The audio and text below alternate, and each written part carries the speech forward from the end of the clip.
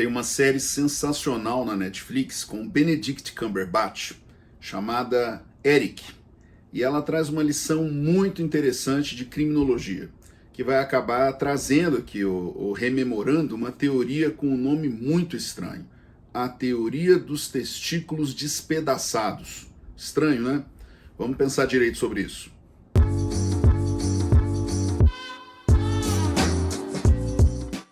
No ano de 2024, a Netflix lançou uma série muito bacana, estrelada pelo Benedict Cumberbatch, aquele ator britânico que fez Sherlock Holmes, foi Doutor Estranho na Marvel, chamada Eric. Ela conta a história de um sujeito que é um criador de personagens infantis, né? E se passa em 1985 na cidade de Nova York. É um drama. Esse Vincent é um sujeito que passa por problemas familiares, tem um casamento muito triste, enfim. Ele é dependente químico, ele faz uso, abusa de droga, especialmente de bebida alcoólica, tem problemas ali na sua relação com o pai dele, e ele é pai de uma criança. E essa criança some, desaparece. Ninguém sabe onde é que está essa criança. Começa ali um drama de desespero muito grande. E chega, não vou contar mais sobre a série, você precisa assistir. Mas ela se passa nessa Nova York da década de 80 e é muito interessante porque o Vincent ele é um criador de personagens infantis, né? Inclusive lembra muito a figura do Jim Henson, que é o sujeito que criou os Muppets, né? Aqueles bonecos lá bem famosos norte-americanos. E o que se passa ali? Essa criança ela desaparece e ela vai viver em lugares de Nova York que são ocupados por pessoas em situação de vulnerabilidade. Esse tema da ocupação dos espaços por pessoas de vulnerabilidade, ela é muito presente na cultura.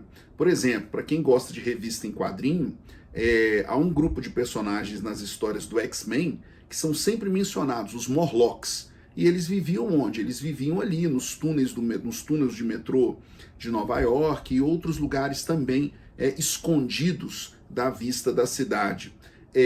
Essa série revisita justamente esses espaços. E é muito interessante porque da metade para o fim das séries, dessa série, você percebe ali uma discussão muito interessante sobre limpeza urbana.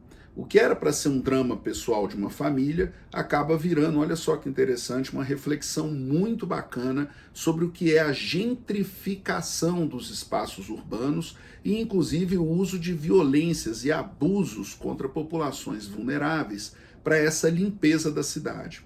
Nova York tinha uma conformação decadente, suja, tinha passado por uma série de experiências extremamente degradantes. E essa história, que se passa em 1985, colhe algo que é verdadeiro, que é o fato de que esses espaços ocupados por pessoas em situação de vulnerabilidade foram objetos de limpezas promovidas e essas limpezas não foram exatamente acompanhadas de políticas sociais de atendimento e inclusão dessas pessoas. Antes, ao contrário, muitas delas foram retiradas dos espaços que ocupavam em contextos de muita violência policial e, enfim, uma verdadeira campanha para se tornar invisíveis aquelas pessoas que experimentavam um quadro de vulnerabilidade.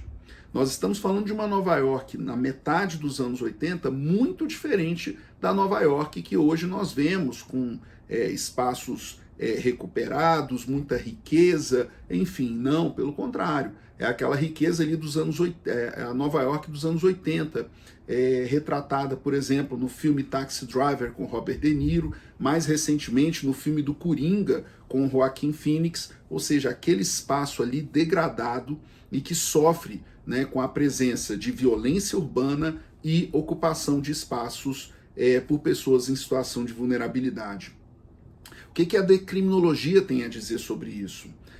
Nos anos 70, nós tivemos um debate muito interessante a respeito da maior presença dos chamados movimentos de lei e ordem, né? Tanto nesse início dos anos 80 nos Estados Unidos e experimentando especificamente nos anos 80, o que também alcança até a chegada, por exemplo, ao poder de Rudolph Giuliani, nome importante aí do Partido Republicano, que inclusive até hoje se faz presente aí na gestão do Trump e dos movimentos políticos atuais. E essa gestão foi muito marcada pela política de tolerância zero. Nos estudos da criminologia, eles reproduzem em grande medida o que eram, por exemplo, os estudos, marcadamente um trabalho de 1982, produzido por James Wilson e George Killing, que, revisitando o experimento de Zimbardo, apresenta o que eles chamam de teoria das vidraças quebradas, a Broken Windows Theory, a ideia segundo a qual, se você não respondesse a pequenas lesões presentes ou agravamentos naquele espaço urbano, você acabaria por fomentar o agravamento daquelas circunstâncias e condições. Esse texto de 1982 acabou sendo apropriado por discursos que, de alguma maneira, traziam pretensões de uma resposta mais severa e grave do Estado ao fenômeno da criminalidade. O que isso tem a ver com o que nós vimos na série do Eric lá na Netflix?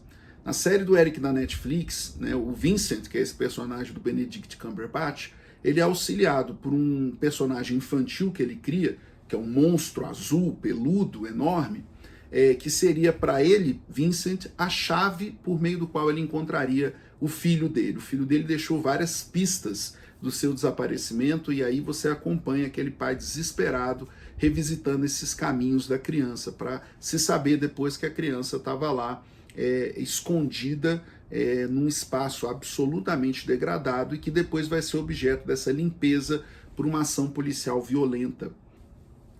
Vários nomes foram apresentados para pavimentar, teoricamente, essa ação dentro do Estado norte-americano. Eu destacaria aí os nomes do William Breton, né, que era ali o teórico das políticas públicas implementadas na Nova York desse período, mas especialmente o nome de Jack Maple. Esse Jack Maple, inclusive, ele descortina em alguns dos seus trabalhos o que seria essa crença de que havia teoria por trás dessas ações de limpeza urbana. Jack Maple, é dele a expressão que nomina o Breaking Balls Theory, ou que nós traduzimos para o Brasil como teoria dos testículos despedaçados. Que nome estranho, né? Essa expressão teórica nada mais era do que a compreensão que pavimentava a ideia de que, se a polícia repetidas vezes retirasse determinado infrator ou mesmo uma pessoa indesejada, inclusive por meio de violência, né, se dirigindo ali, busting balls da população mais vulnerável, para usar a expressão dos norte-americanos, eles literalmente procurariam outra vizinhança, outra comunidade para poder perturbar. Estou usando aqui a expressão do Jack Maple. E o Jack Maple diz depois, em escritos mais recentes, que toda essa construção teórica, na verdade, foi utilizada unicamente como solução discursiva, porque a verdade ela só se prestou para poder pavimentar a boa e velha, usando a expressão do Jack Maple, violência policial contra a população indesejada. Olha, a temática do estudo da ocupação do espaço urbano e o fenômeno da criminalidade sempre foi objeto de preocupação da criminologia. Eu destaco aqui a Escola de Chicago, que trazia essa preocupação nos seus diversos momentos e etapas de sua compreensão, segundo a qual a desorganização social exercia uma certa função criminógena, né? Nos anos 15, nos anos 10, 20, 30, até a década de 40, a Escola de Chicago, que talvez seja a mais importante contribuição da sociologia para o estudo da criminologia, buscava explicar o fenômeno criminoso como um resultado da heterogeneidade cultural e da desorganização ou ocupação desordenada do espaço urbano. Quando nós temos a passagem da criminologia etiológica, ou seja, aquela criminologia que se ocupa das perguntas do porquê alguém comete determinado crime, para a criminologia da reação social, os estudos sobre a ocupação do espaço urbano seguem de maneira muito fortes, mas agora reorientados para que se compreenda o crime como fenômeno socialmente construído, sim, mas, sobretudo, para a gente entender como ocorrem os processos de criminalização dessas comunidades que eventualmente experimentam situação de vulnerabilidade social. O que a gente enxerga ali na série da Netflix, especialmente nos episódios finais, quando a polícia ingressa com tudo, fortemente orientada pelo interesse econômico na especulação imobiliária, e retiram aquelas pessoas debaixo de pancada mesmo, é justamente a ideia que pavimenta essa abordagem nos breaking balls, dos testículos despedaçados, materializa essa política de tolerância zero, mas que parte de uma premissa muitas vezes equivocada de se entender que pessoas em situação de vulnerabilidade são necessariamente mais vinculadas ou propensas à prática do crime.